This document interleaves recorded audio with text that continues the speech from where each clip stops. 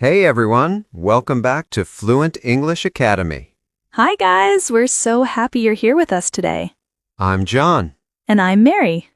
and wherever you're listening from, maybe at home, maybe in your car, maybe on your way to work, we're really glad you're spending a few minutes with us. Yes, thank you for being here. So, Mary, can I ask you something? That sounds dangerous already. But okay. Be honest. Last night, did you finally sleep early? Oh, no. I should sleep early. I really should. Every night I tell myself, okay, tomorrow will be different. But I can't fall asleep quickly. And then I look at the time and I'm like, I must sleep now. But somehow I still don't. Oh, wow. Hold on a second. What?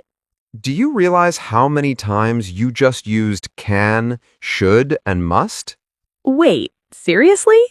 Yes, you said, I should sleep. I can't fall asleep. I must sleep now. Oh my goodness, I didn't even notice that. Exactly. I was just talking about my bad sleeping habits. And that's the interesting part. You weren't thinking about grammar. Not at all. You were just speaking naturally, and these words came out automatically. Huh, that's actually true. And that's exactly what we're talking about today. These three small but powerful words. Can Should. and must. They look simple. But they confuse so many English learners. Yes, people say things like, I can to go. Or she must study. Or they don't know the difference between should and must. So today, we're going to make it very clear, Very simple. very natural, No boring grammar lecture. just real-life English. So let's start with the first one. Let's talk about can. I like this word already. It feels strong. Yes, can is about ability, something you are able to do. Like, I can swim. I can drive. I can cook. Can you cook, though? Why do you always ask that?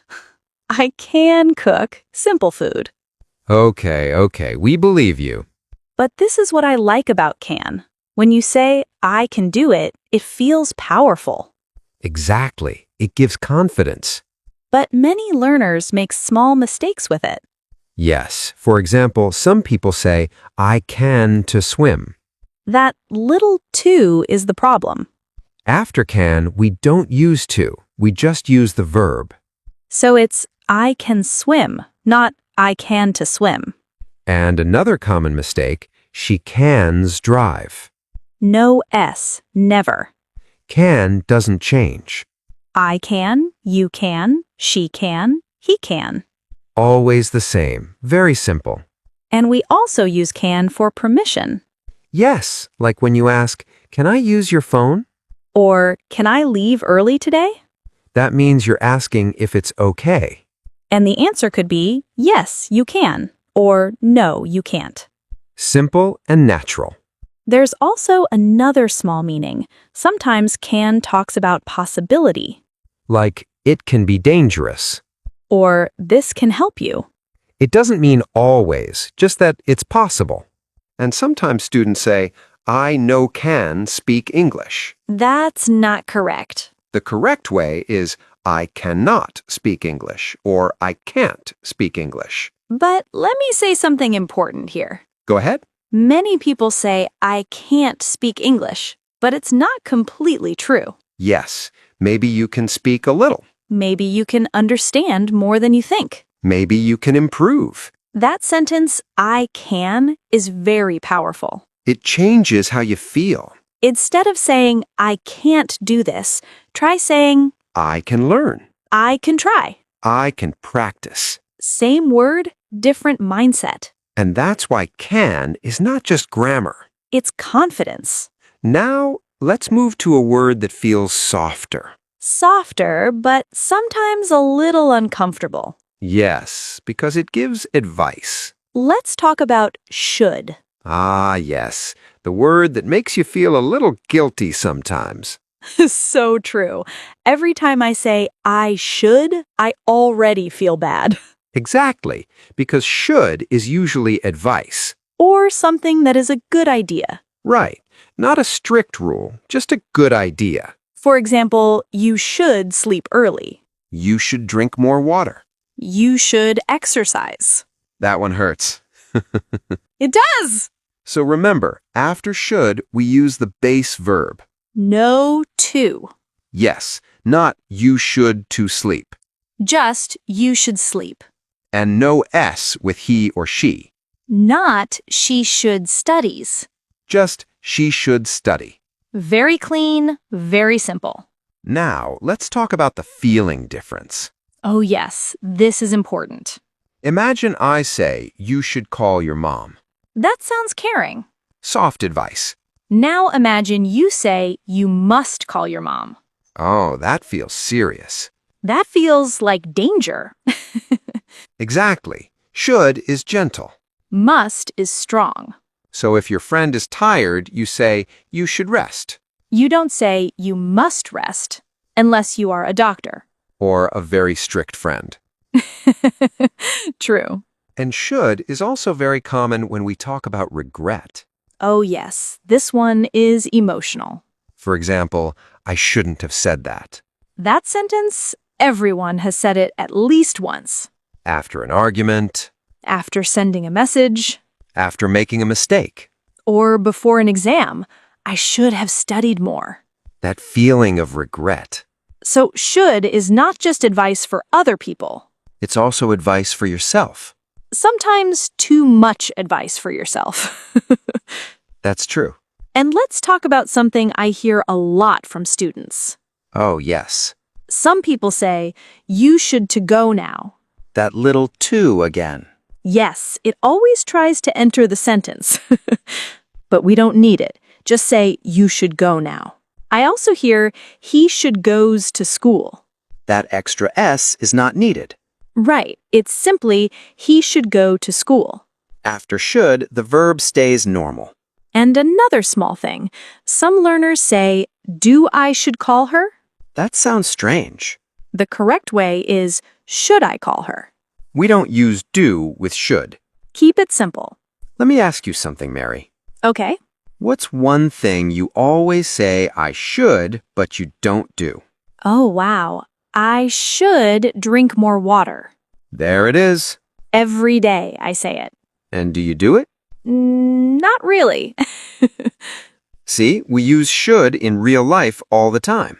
It's part of daily conversation. So when you hear should, think good idea. Friendly advice. Not a strict rule. Just something that would make life better. And now, let's move to the strongest word of the three. The serious one. The one that feels no choice. Let's talk about must. Ah, yes, the serious one. When someone says must, I feel pressure immediately. Because must is strong. It means there's no choice. Exactly. Like, you must wear a seatbelt. That's not advice. That's a rule. Or students must be quiet during the exam. That sounds strict already.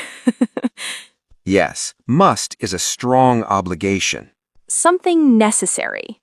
For example, I must finish this work tonight. That sounds stressful.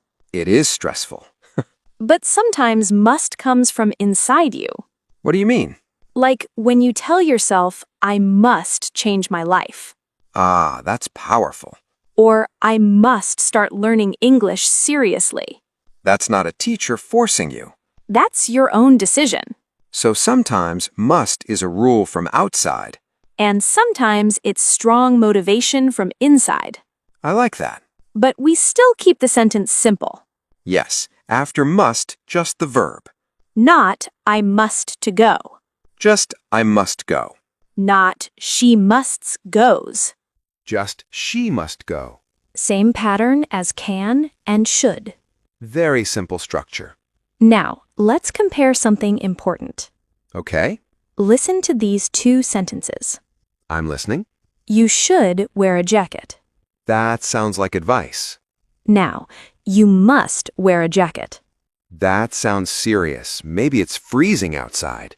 Yes, so should is soft. Must is strong. And there's another important difference. Oh yes, this one confuses many learners. You mustn't smoke here. That means it's not allowed. It's prohibited. But if I say you don't have to come tomorrow, That means it's optional. you can come or not come. Many students think mustn't and don't have to are the same. But they're very different. Mustn't means no, not allowed. Don't have to means it's okay if you don't do it. Big difference. Now let's make it real. Okay. Imagine you're at the airport. Oh no. The officer says you must show your passport. That's not advice. You cannot say, I'll think about it. No choice. Or a gym trainer says you must finish this exercise. That's pain. That's pressure. But if your friend says, you should try this new restaurant. That's just a suggestion. So think of it like this. Can is about ability, Should is about good advice. and must is about no choice. Strong responsibility. So before we finish, let's bring everything together in a very simple way. Yes, because sometimes when you learn 3 words together, your brain says, okay, wait. Exactly. So let's make it clear and easy. Think about this sentence. I can speak English. That's ability. Now, I should practice more. That's advice, a good idea. Now, I must practice every day. That's a strong decision, no excuses. Can you feel the difference? Can feels like power. Should feels like guidance. Must feels like determination. So here's a small memory trick. Oh, I like memory tricks. Imagine 3 doors. Okay. The first door says can. When you open it, you see your skills. What you are able to do. The second door says should. When you open it, you see advice. Things that are better for you. The third door says must. When you open it, you see responsibility. Things that are necessary. If you remember these feelings, you won't get confused. Because grammar is easier when you connect it to emotion. So use them carefully. Use them correctly. And use them positively. Before we go, here's something we want you to do. Yes, write 3 sentences in the comments. One with can, 1 with should. and one with must. Make them about your real life.